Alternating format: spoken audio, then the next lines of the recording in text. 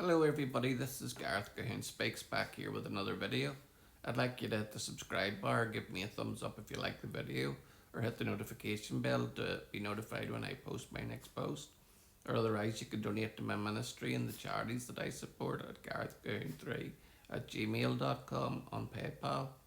This one here is the Useless Nothings, or as they're otherwise known, the United Nations, is in for a big surprise.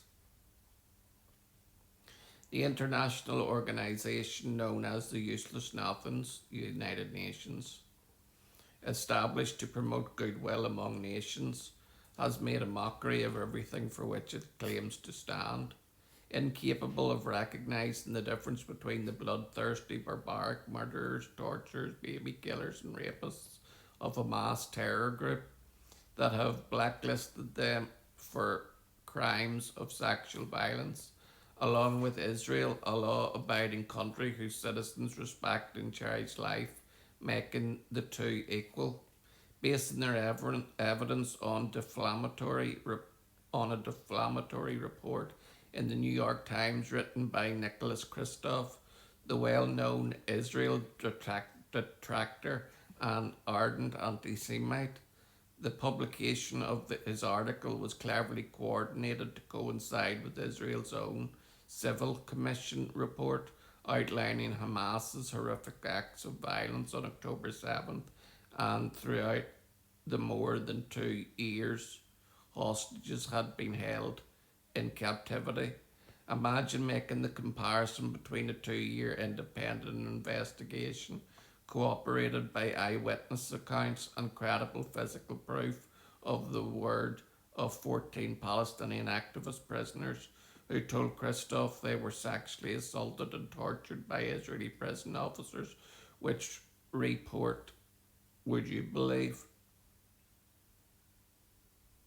As a consequence of these unreliable testimonies, Secretary General, the idiot Secretary General of the United Nations, or the Useless Nothings, Antonio Guterres, the same man who said the massacre did not happen in a vacuum, and also attempted to downplay the contribution of UNRWA, the United Nations Relief and Works Agency, employees on that fated day, has made the decision to lump Israel together with the most depraved terrorist organizations in the world. Calling it a moral disgrace, Israel ambassador to the Useless Nothings, or the United Nations, Danny Danon, said that this constitutes a complete collapse of any credibility left to the United Nations, or the Useless Nothings. But more of this should come as, but none of this should come as any surprise, since it was foretold more than 2,500 years ago by the biblical prophet Isaiah, who predicted the humiliation of Israel. More interesting is the period to follow, when the nations would see Israel's vindication. Isaiah 62 verses 1. That day is not so far off, and won't it come as a huge surprise for the likes of the world leaders who thought that they could get away with humiliating the Jewish state at every turn?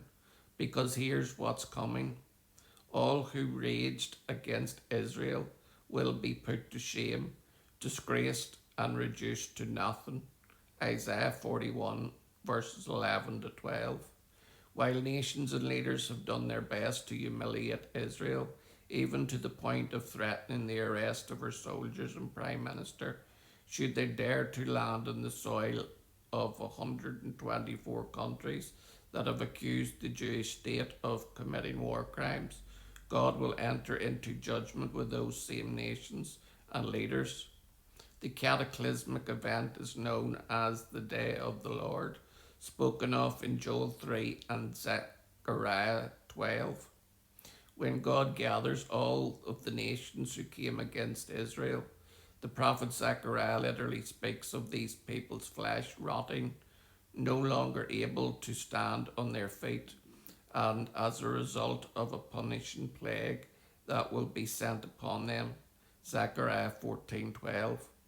For those who are tempted to look upon these scriptures as a symbolic, non literal piece of fiction, too fantastical to ever come to pass, except for the plot of an Indiana Jones movie, they had better not put too much hope in this being the first biblical error ever recorded. The divine judgment that is coming as an act of vindication to set the record straight on Israel will not overlook nations, political figures, or human rights organizations which had it in for God's chosen people. It will be a day of reckoning as none other. And this is what Guterres fails to understand. His fated decision will be recorded and remembered by the Almighty, numbering him with the others who smeared, libelled, and defamed the land beloved by God. These are not considered trivial events which bear no consequences. A time of payback is coming, regardless of what those who are guilty think. The so called monitors of truth and righteousness, whose political agenda leads them to condemn and place demonic terrorists in the same category with conscience driven people, is tantamount to the mother of all miscarriages of justice.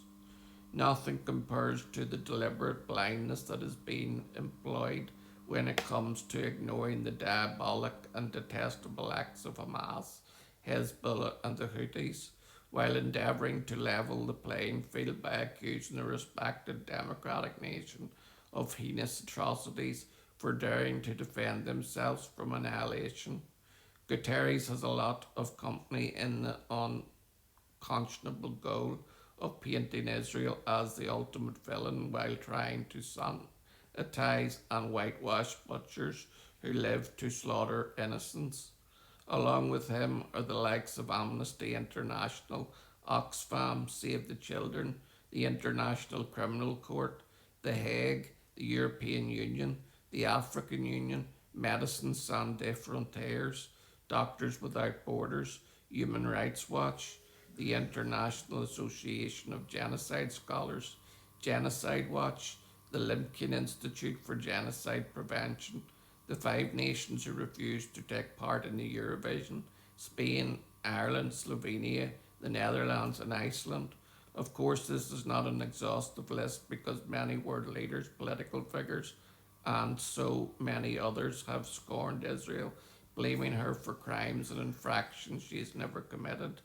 It's obvious that such attacks are politically and socially motivated because when a nation who has a track record of coming to the aid of others, nations in dire trouble, is lumped together with savage terrorists known for mutilating and torturing, then you realize just how bereft of a moral compass these people are. The world, whether it wants to admit it or not, has been abundantly blessed by Jewish and Israeli contributions.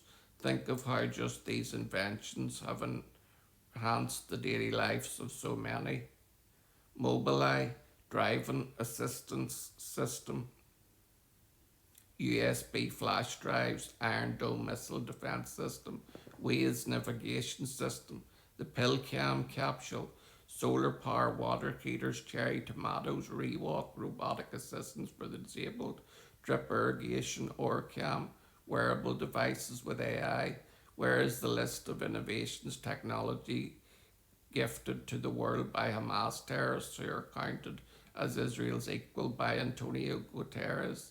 And therein lies the difference. They have contributed nothing but have taken the lives of countless innocents through their violence and inhumanity. Through their violence and inhumanity, one group is dedicated to saving lives and the betterment of mankind, while the other is committed to ending life and being the masters of everyone else who they would force into subservience. The UN and others pretend to ignore the difference. Will be in for a big surprise on the day of their reckoning that is coming. Finally, the record will be set straight. And Enid Wilf is bringing a case against the New York Times.